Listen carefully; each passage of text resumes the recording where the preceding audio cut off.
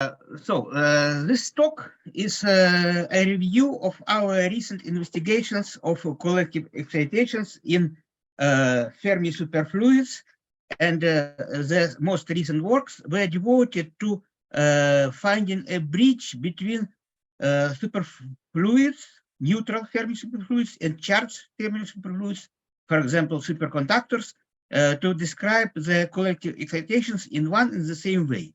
This work is performed in the University of Antwerp by Jacques Tampere and me, and in the University of Toulouse, France, by Adrien Courtjian and Thomas Replinger.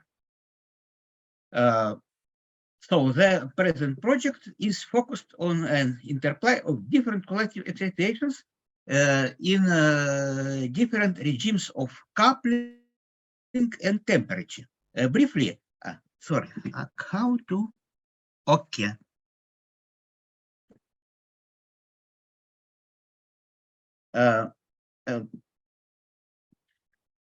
So briefly, I would like to describe the what is common and what is different between collective excitations in superconductors in a neutral superfluids. In the neutral superfluids, for example, in the cold atomic gases, the regime there are different regimes of existence of those condensed systems, and the different regimes correspondingly for different branches of collective excitations. They were already widely studied, and I briefly remind the main branches.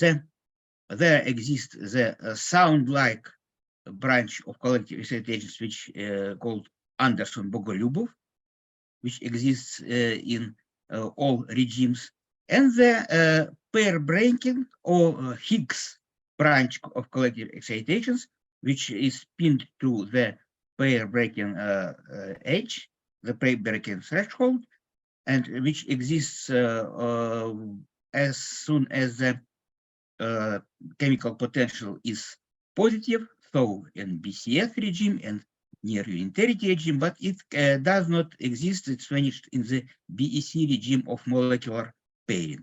What is different with charged superfluids? There appears the plasma branch of collective excitations, which is related mainly to the density response.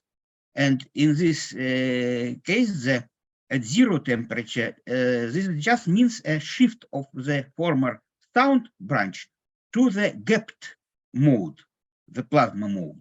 So the gapless sound mode is absent in the charged superfluids and superconductors. But when the temperature is sufficiently close to the critical temperature, a gapless mode appears again, but this is not the sound mode because this is not the density vibrations. This is a phase oscillations mode. And it was found by Carlson and Goldman and takes their name. And what is the main focus of the present review and our recent studies? What is a new element which we are focused on? First, we consider both the neutral and charged superfluids collective excitations in the whole crossover from BCS and to BEC coupling. So it is relevant, of course, for strong coupling superconductors. Second, we consider non-zero temperatures, focusing on a new element due to the non-zero temperatures and especially to the vicinity of the critical temperature. And finally, we try to consider the spectra of excitations, both the eigenfrequencies and damping factors, in a mutually consistent, non-perturbative treatment, non-perturbative methods. What is the main technique for this study? We apply in parallel, just to check, two equivalent techniques. First, the random phase approximation, when we construct the equations of motion for second quantization operators, and then perform approximate disentangling according to the random phase approximation. And the alternative way, it appears that it is completely equivalent, and this is just the method which I described here, is the Gaussian fluctuation technique. It was very well developed for neutral superfluids, called atomic gases, but here we extend it to both neutral and charged fluids. It is based on the partition function as a path integral over the Grassmann variables corresponding, field variables corresponding to the second quantization operators for fermions. And here we consider include both the point-like contact attractive interaction and a repulsive Coulomb interaction. So this this action for the fermionic superfluid describes both neutral and charged. The charged superfluids are characterized by this Coulomb potential, standard Coulomb potential, with the density and the Coulomb potential. The next step is standard. We introduce auxiliary bosonic fields to this fermionic action, and in charged fluids we add one field more. In the cold atomic gases, there were complex pair field equivalent to the two real fields, modulus and phase of this effective bosonic field, and the density field, which constitutes the new element with respect to the neutral superfluids. And after the Hubbard-Stratonovich shift and subsequent integration over our fermionic variables, we arrive at the effective bosonic action, the pair density bosonic action, which contains both density field and pair field. And with the inverse number matrix, which constitutes the propagator, and the new element due to the charged superfluids is the terms which describes the Coulomb interaction, characterized by the coupling constant, by the Coulomb interaction, dimensionless coupling constant, which is related to the squared bare plasma frequency, which is also used as a parameter which describes the strength of the relative strength of the Coulomb interaction. And on the basis of this action, we obtain the Gaussian pair density fluctuation action, which is obtained using the expansion of those field variables in powers of fluctuation about the uniform saddle point or mean field solution. And as a result, we arrive at the quadratic effective action, which corresponds to which consists of several terms. First, it contains the very well-known Gaussian pair fluctuation term, which was already very widely used in preceding works by other authors, and the term which describes the Coulomb part of the effective action, and the terms which describe the interaction between pair field and density field. So we, instead of the two-dimensional matrix, we obtain now the three-dimensional matrix with the modulus of the pair field, phase of the pair field, and the density fluctuation. And it, of course, contains both diagonal and non-diagonal elements which describe the interaction between density and pair fields. There are different ways to study the spectra of this fluctuation field. First, we can construct the response function, correlation functions, and the spectral weight function corresponding to these correlators. The modulus response function, the phase response function, and also the density response function. And we explicitly find the solution for the spectral weight functions.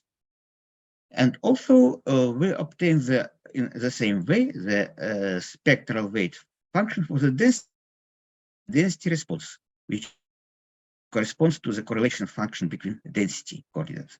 Of course, there are more other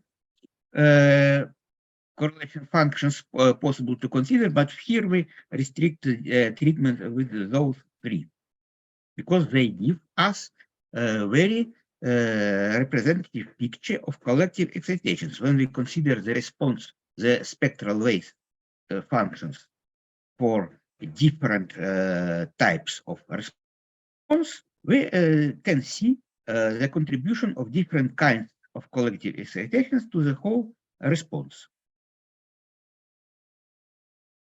And there are at least two alternative methods to determine the spectra of collective excitations. First, as I already said, we can just construct those spectral weight functions and plot the graph of them and see the maxima and widths of peaks and interpret them as collective excitations branches. But we, in fact, we want more. We would like to see the analytic structure of these peaks. And this can be possible if we find the roots of the determinant of the dynamic matrix of the Gaussian pair and density fluctuation action, or in the same way they correspond to the poles of the propagator of the collective excitations. And if we formally write down this equation and try to find its roots, we cannot see them directly because of the branch cut at the real axis. And due to the analytic properties of this determinant, there are no poles and no roots in the half semi-plane of the complex frequency. But in order to find them, to see them, we understand that in fact they exist, but they are hidden at the branch cut as behind the mirror. So in order to make them visible, we just perform the analytic continuation of this determinant of the matrix elements through the branch cut. And after this analytic continuation, we can now see those roots. The real part of the root corresponds to the eigenfrequency, and the imaginary part of the root corresponds to the damping factor.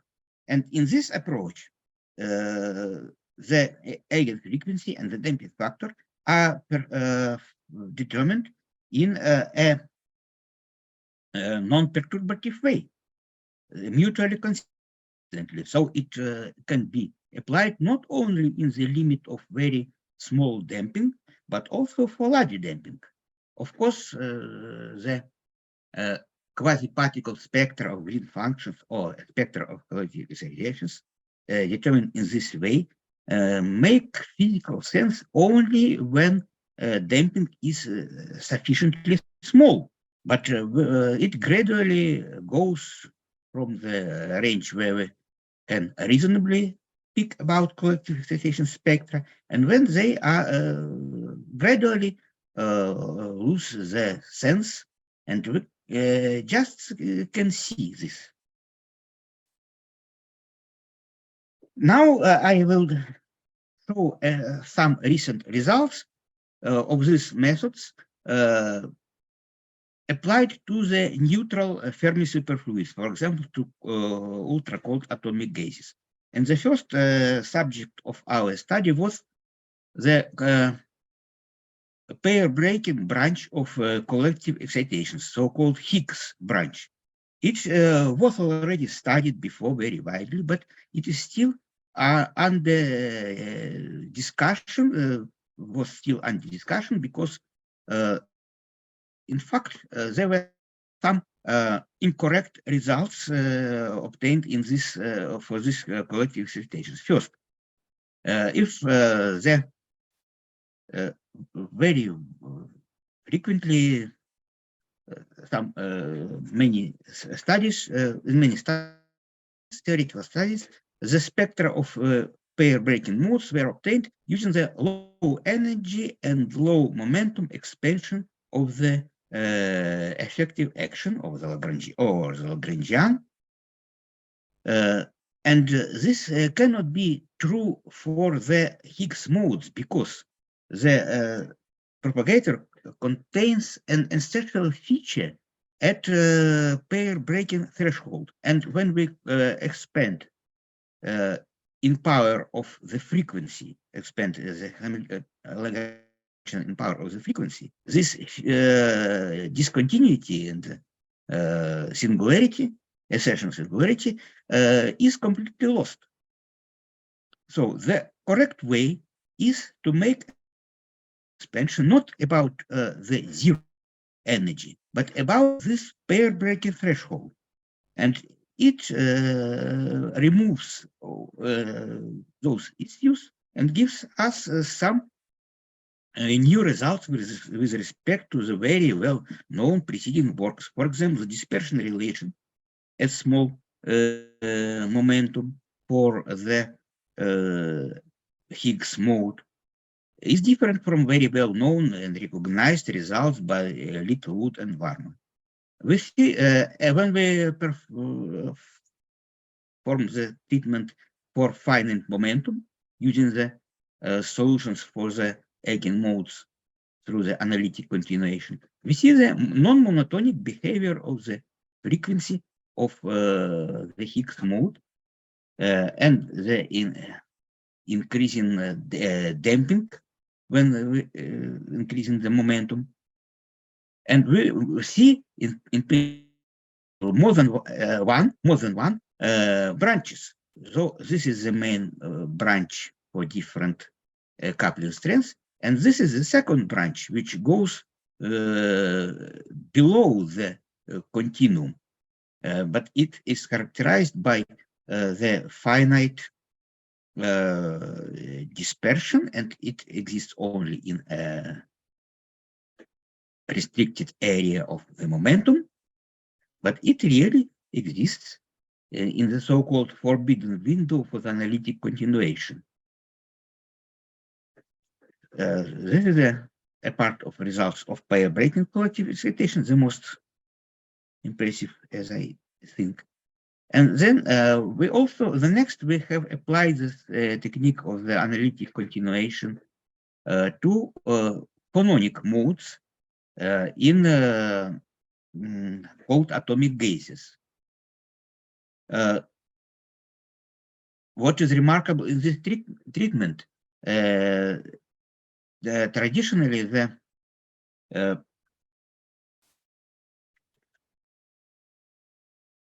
matrix elements of the Gaussian pair fluctuation action have a divergence at finite temperatures, and the strict expansion in powers of momentum and frequency is possible only in two cases: at zero temperature and exactly at critical temperature. But below the critical temperature, in the continuum, this expansion is not possible independently for the frequency and the momentum. But it appears that it is possible if we perform this expansion for the momentum and frequency together, considering frequency proportional to the momentum. And in this way, we obtain the expression for the coefficient of this proportionality, the sound velocity, without any divergence for all temperatures. And in this way, we obtained unexpectedly more than one route for the analytically continued determinant of the Gaussian pair fluctuation action.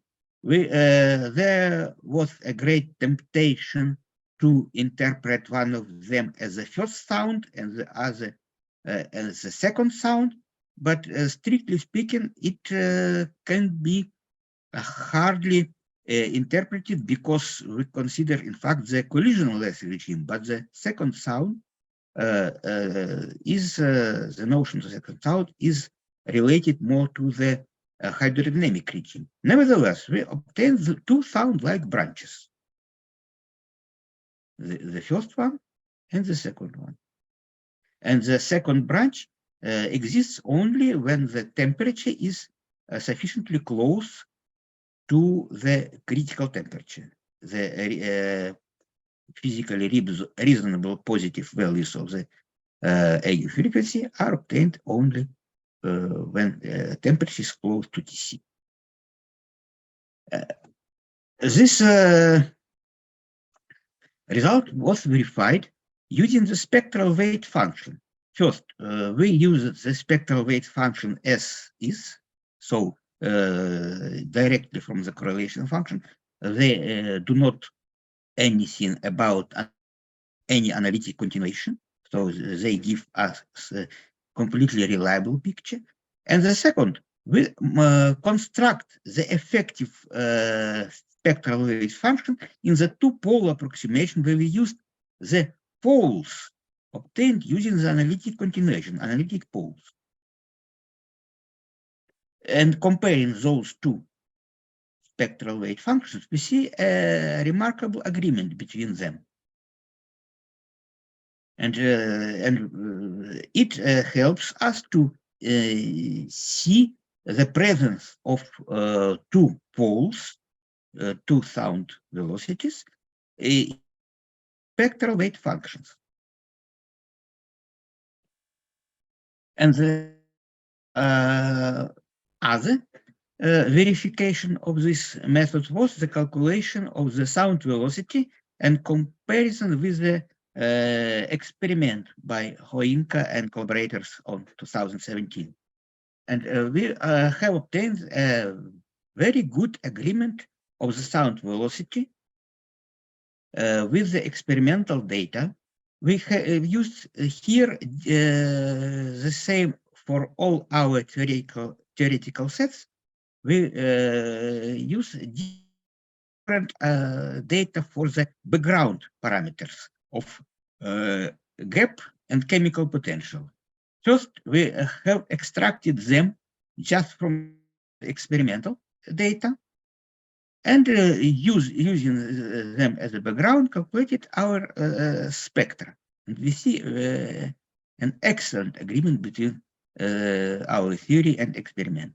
And also, instead of using the experimental data of delta and mu, we applied a Gaussian pair fluctuation approximation for the chemical potential, just the Nozier-Schmidt-Ring approach by using the same as Carlos Sademello in 1993.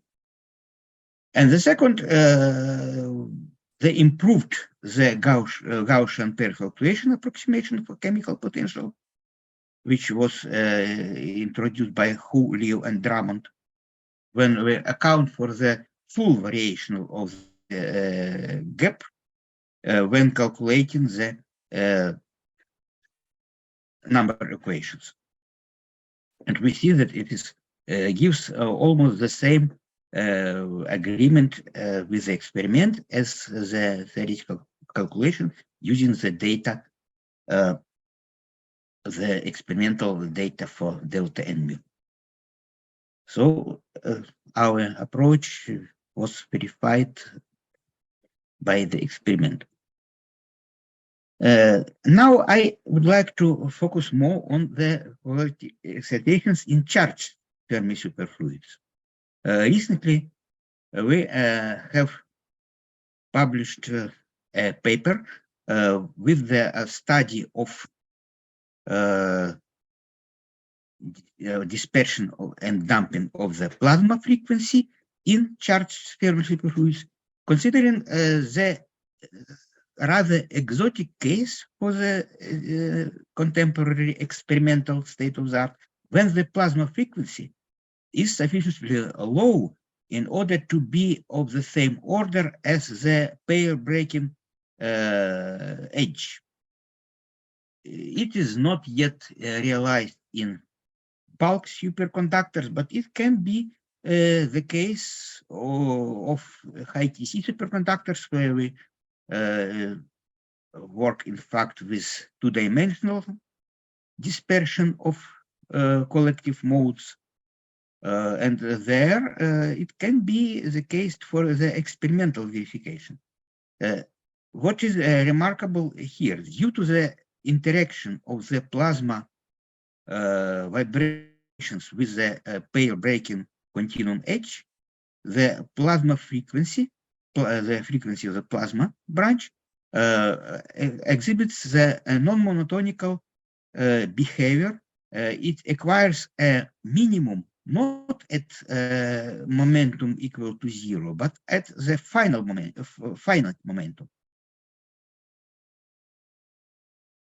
So again, what we see here, we consider here the far BCS case. We see here more than one solution, analytic solution for the pair breaking collective excitation. But in fact, in the spectral function, spectral wave function, they impose to each other in form some finite width peaks. The different solution can be extracted only using, if we look at this analytic set of solutions. We see here how this analytic structure of poles is reflected in the frequency behavior of the density spectral weight function. We can see here the spectral weight function at different values of the momentum as a function of frequency. And the peak of the corresponding to the Higgs mode shifts, of course, to larger frequencies. And the second peak appears, but it is not interpreted as a collective excitation mode. It indicates just the boundary between different channels of fermionic pair fermionic scattering. And here we can see both the plasma modes below the continuum and the Higgs modes above the continuum. And the agreement between the spectral weight function prediction and the analytic prediction for poles is very good. Next, we consider the behavior of collective modes in charged superfluids when the regime is not the far BCS regime typical for superconductors, but it is typical for stronger coupled superconductors in the crossover between BCS and BEC. This is a regime of the moderate BCS regime, but not very far. It is rather already rather strong coupling, and we can look here for two illustrations, for the zero temperature and for finite temperature. The picture of collective modes of the dispersion and damping as a function of the momentum for zero temperature is of course, simple and transparent. We see here the plasma frequency, which starts for the given. We have chosen here as the value 1.5 of delta for the bare plasma frequency. And when increasing momentum, the plasma frequency tends to the pair breaking threshold at the finite momentum, as a finite plasma frequency. And there exists here two modes, plasma mode and the pair breaking mode. For the comparison, we plot here the pair breaking mode for the neutral superfluids with the same parameters, except the Coulomb interaction, which is 0 here for this curve. And we see the effectively avoided crossing between the plasma mode and the pair breaking mode. We see the pair breaking mode frequency is pushed up due to the interaction between with the plasma mode. For the finite temperature, rather close to TC, the picture is, of course, more complicated because we see here a lot of analytic solutions due to the analytic continuation of the propagator. And we see here again the plasma mode, the pair breaking mode, and the new mode, the gapless mode, which is the Carlson-Goldman branch.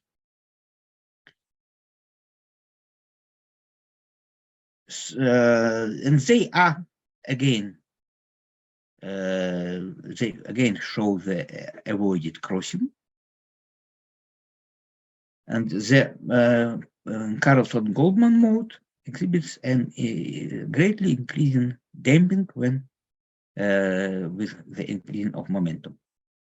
Also, we can consider the other slice of the behavior of the mode at fixed momentum as a function of the plasma frequency. Again, for the 0 temperature, we can see the pair breaking mode, this red curve frequency, the plasma mode, which in fact consists of two different branches, below pair breaking threshold and above the threshold. Here, if we further increase the bare plasma frequency, it just tends to the linear dependence, tends to this bare plasma frequency when it becomes sufficiently higher than delta. But we see the pair breaking mode and the plasma mode, in fact, exists in two different frequency regions. And again, we can see expressed avoided crossing for the pair breaking and plasma modes, which is accompanied by the non-monotonic behavior of the damping of the pair breaking mode. And this picture, of course, is similar to the finite temperature, is similar to the behavior of the modes for 0 temperature, but it contains much more solutions. Of course, is not so transparent, much more complicated, but because of a number of fruits. But we again see here the same behavior of the plasma mode, which exhibits the break of continuity in the vicinity of the threshold, and the plasma mode, which exists only in this range. Again, it exhibits an avoided crossing with the plasma mode, a non-monotonic behavior of the damping factor in this range. Next, we can look at the manifestations of those collective modes of charged superfluids in the spectral wave functions. This is one slide corresponding to the previous, one plot corresponding to the previous slide. And here we plot the spectral wave functions for the phase response, modulus response, and density response. And in the density response, we see that the plasma mode has very remarkable peak just above the threshold, and this peak cannot be interpreted as a plasma mode. This is a manifestation of the mixing between the plasma and Higgs vibrations. But the Higgs vibrations are very well seen in the modulus response, but their manifestation in the density response appears due to the interaction with the plasma mode. Again, we can look at the behavior of the spectral wave functions as a function of the plasma frequency. This lies at fixed momentum. And it is interesting to look and to compare the plasma branch in this charge of the fluids with in the superfluid state or superconducting state, and compare this behavior of this plasma mode with the behavior of the plasma mode for normal gas, normal state of the gas without superfluidity, this dash dotted curve. We see explicitly here how it exhibits the breakdown of continuity in this range near the threshold. This is seen clearly in the density response, which is characterized for the plasma mode where it dominates. And also it is very well seen in the phase response and also in the modulus response. In the modulus response, we see a resonant increase of the spectral function of the corresponding to the Higgs mode in the case when the plasma mode crosses this range near the pair breaking threshold. So this gives a chance for experimentalists to make the Higgs modes more visible, just due to the resonant interaction with the Higgs and plasma modes. And finally, we can consider the case when the temperature is very close to the critical temperature, 0.99 of Tc. Here is again the part of the previous slide when we showed the analytic solutions. And here there are three spectral wave functions. We see that as distinct from the far BCS case, there are more than one. We see here two gapless modes, the Carlson-Goldman mode and the lower frequency gapless mode. And the Carlson-Goldman mode is manifested in the phase response, but it is absent in the modulus response, while the second mode is present in both modulus and phase responses. And when the temperature goes precisely to Tc, this lower line mode acquires a quadratic rather than linear dispersion. And analogous mode was obtained for neutral superfluids by Sademello in year 93, but here is we see the analog of this, the full analog of this mode in the charged superfluids. It is a rather new effect. It was not yet obtained, but it can be, of course, maybe, of course, observable. Finally, I would like to focus about the other case, to consider the case which is more relevant for the existing superconductors when the plasma frequency is much larger than the gap. So in this case, the pair breaking modes and gapless modes appear to be low-line excitations with respect to the plasma mode.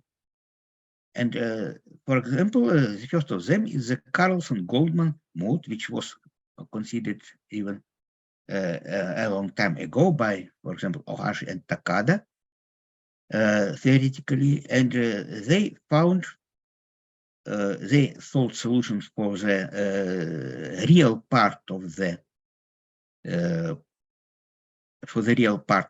propagator, and the damping was obtained in the perturbative way, but it leads to some artifacts, for example, existence of the so-called upper mode, which in fact it hardly can be interpreted physically, and they recognized it in this paper. But now this issue was this is confirmed. This issue completely resolved, and in fact, the upper doesn't appear in the phase response we considered, but it, of course, is related to the amplitude response. And now, when we consider the regime, the BCS-BEC crossover, rather than far BCS regime, we see a more rich spectrum of modes due to the strong coupling. We can see again 2 gapless modes instead of 1 gapless mode, and 2 branches of the pair breaking excitations instead of 1. This is the case when the temperature is rather close to Tc, but not very close. But it is a remarkable case when we consider the close vicinity of Tc. I remind that the plasma frequency here is much higher, it lies at almost in plus infinity.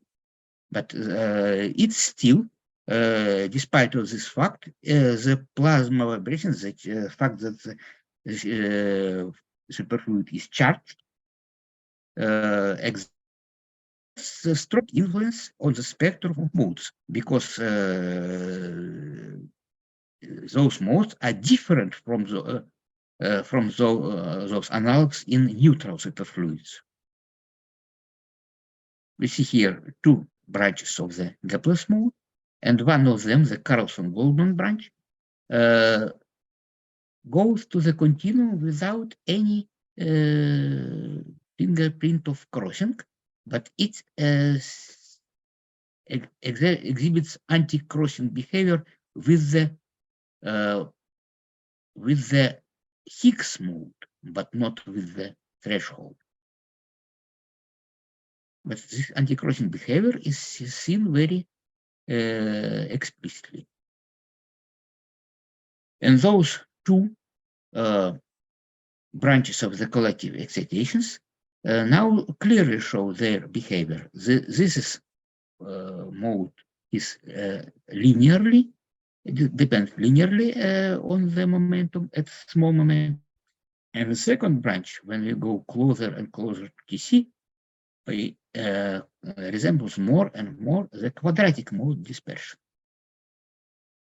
a new mode, and this, of course, can be related to existing superconductors, because here we consider the case of the sufficiently large plasma mode frequencies.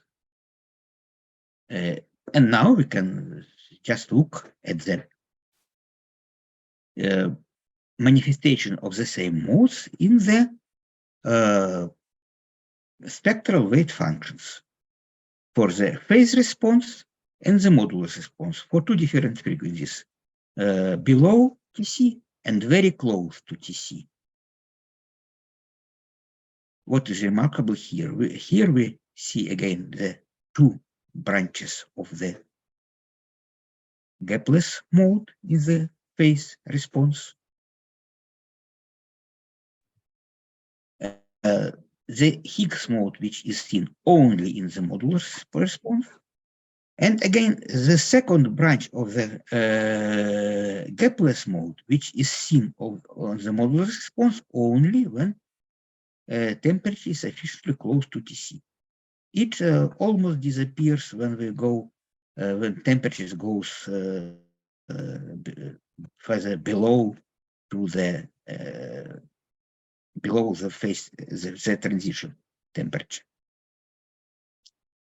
So those are some results of the most recent studies. So we can conclude that the same method can be applied both to the neutral and charged superfluids, the Gaussian pair fluctuation approach, which was very well recognized for neutral superfluids, can be straightforwardly to the charged superfluids and superconductors. And we found that new modes appear when the temperature is different from zero and especially close to the critical temperature. And the new modes appear when we go from the far BCS case, typical for superconductors, to the BCS-BC crossover, which is promising for strongly coupled superconductors. And the rather exotic regime of the plasma mode is so small that it can cross the pair breaking continuum H. It manifests resonance splitting, and I hope that maybe experimentalists can observe this. And more than one gapless mode appear in the crossover. Then with respect to the previous treatments where the only one Carlson-Goldman mode was predicted. So, and finally, these are some main conclusions. Finally, I would like, do not forget, to invite you to the coming conference of the condensed matter division of the European Physical Society, where we organize a mini colloquium, quantum gases as analysis of condensed matter systems. The topic of this talk and much more topics related and even more wide spectrum of topics can be presented on this mini colloquium. So we invite you to present your talks, posters, presentations to this conference, to this our mini colloquium. It is organized by 4 of us: Lucas Alasnich, Adrian Kubjan, Jacques Tempere, and me. It is, in fact, the continuation of the successful mini colloquium of the previous EPS conference, which was held past year in Manchester. And now we hope that it will be continued. You can look at this site in order to consider a possibility to submit the presentation. And I encourage you also to spread this announcement between your colleagues and in your institutions. So you are kindly welcome there. So thank you for your attention. Okay, thank you, Professor S.Klimin, and your talk is open for discussion. So I also encourage the online participants, if they have a question, so please raise your hand within Zoom, and of course you will be given the word. Are there any questions here? Yes, Krzysztof. Okay, so your formal study is study of superfluids, right? But if you, I'm not sure if he hears you. Maybe you need to come closer. so Professor Klimin, yeah, your formal study is concerned with superfluids phenomena, right? So, but here we have a workshop on superconductors or superconducting technologies. Can you give any comment of the techniques? Can you adapt techniques used by you to superconductors? Yes, of course, this is just devoted to superconductors. Charged superfluids and superconductors are in principle the same. I see. Okay. Okay, good. Thanks. Any further questions?